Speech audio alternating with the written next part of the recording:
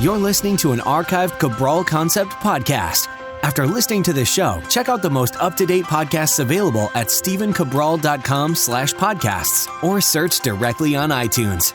And now, welcome to the Cabral Concept, where board-certified naturopath and integrative health practitioner Dr. Stephen Cabral shares how he was diagnosed at the age of 17 with a life-altering illness and given no hope for recovery. It was only after studying and traveling all over the world did he discover how to combine ancient Ayurvedic healing practices with state-of-the-art naturopathic and functional medicine to fully rebalance the body and re-energize it with life. It's time to discover how to get well, lose weight, and finally feel alive again. And now, here's your host, Dr. Stephen Cabral.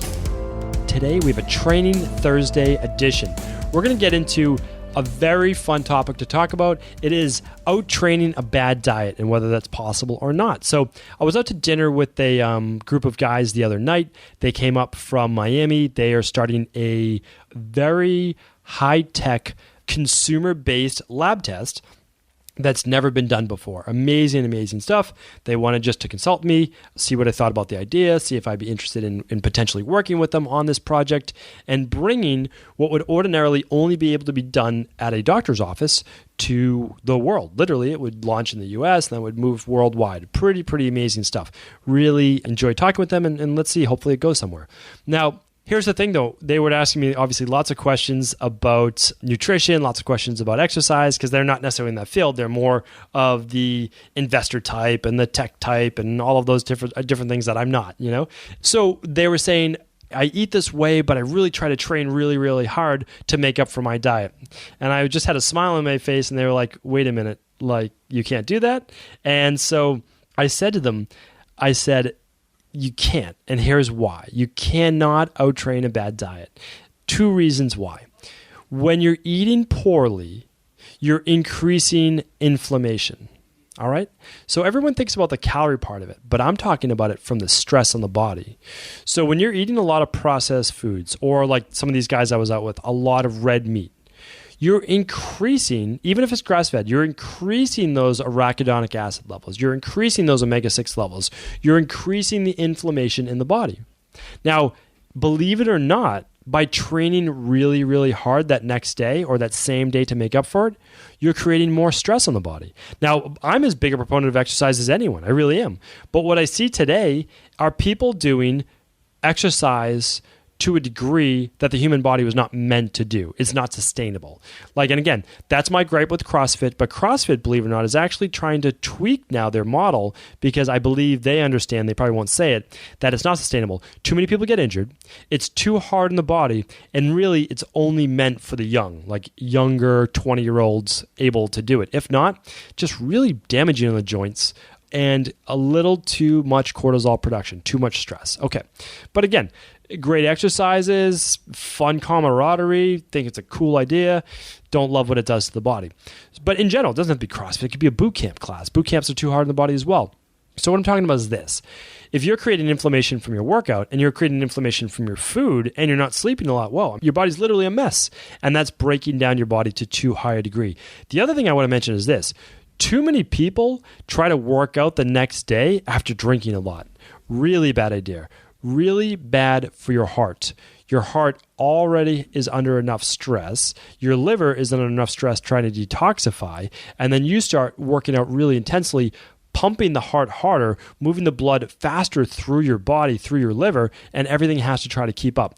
Dangerous because of that, and there is some correlation with increased heart attacks after a night of drinking. I mean, again, you're going to be predisposed to it. You're probably not going to be 20 years old, but still, I mean, I work with a lot of people in my practice who are in their 60s, 70s, and 80s working out. So, I mean, and everyone should. That's the bottom line. Everyone should be exercising all the way throughout their entire life. Now, it might change a little bit. The volume might change a little bit, but the actual exercises shouldn't. And so we just have to watch that intensity. Now, the other part of it, and maybe a little bit more interesting to a lot of other people, is that they think, well, if I exercise, then I can eat a little bit more in terms of calories. That's simply not true. There was a fun video created by a few of my friends, a few colleagues in the industry, and they sat there with a whole pizza. This is on video. And they had one guy on a treadmill, and they saw how fast can they eat this one person eat a large pizza with their friend exercising next to him. So this guy finished an entire large pizza in under 10 minutes, and his friend exercised, basically was on the treadmill for 10 minutes. He burned around 100 calories, and his friend ate an entire pizza over 3,000 calories. So believe me, you simply can't do it. Now, an average meal at a restaurant could easily be 3,000 calories. It's just not necessarily a whole pizza, which is obviously a massive amount of food. But if you're getting mashed potatoes with all the butter, lots and lots of calories in there, you're getting that with any oils. Just remember, every tablespoon of oil is 120 calories. I mean, when you go to a restaurant, it's easily 4 or 5 tablespoons of oil and all that. That right there alone is 700-800 calories and doesn't fill you up at all. It's just oil. So here's the thing.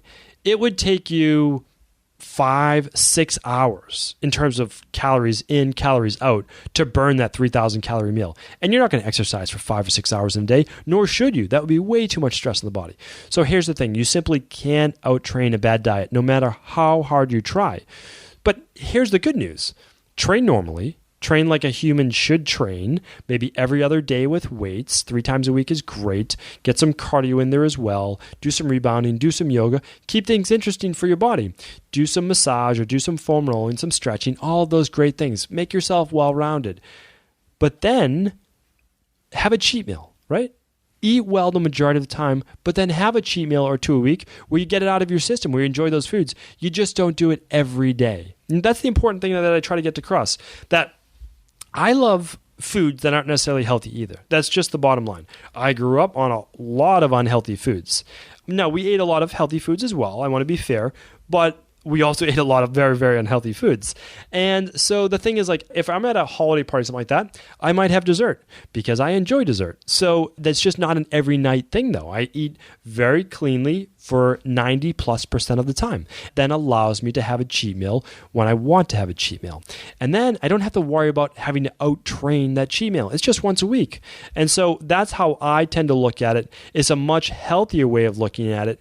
And if you like to cheat a little bit more often, that's okay. Just don't try to out-train your way out of it. Do a little bit more walking. That's okay. But don't kill yourself exercising. That's the point I'm trying to get across. And we'll keep it at that for today. So thank you again for everyone for tuning into the Cabral Concept.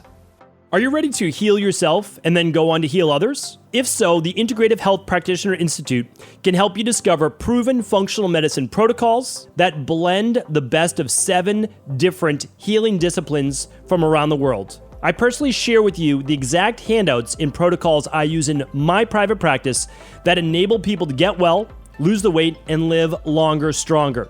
I want to pass this information on to the next generation of health coaches, and that is exactly why I created IHP. We are the future of the health coaching industry, and the skills and knowledge you will learn will make you an in-demand certified health coach anywhere in the world. Although we have many medical professionals taking the IHP certifications, no experience is necessary, and half our members have no previous health certifications. At the Integrative Health Practitioner Institute, our motto is a health coach in every home. Our goal is that you take this knowledge and then share it with family, friends, loved ones, your community, or in a practice where you create a career you love and can be proud of.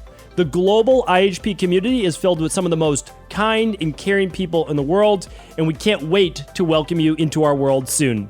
For more information or to set up a discovery call with one of our IHP Health Coach graduates, simply head over to integrativehealthpractitioner.org.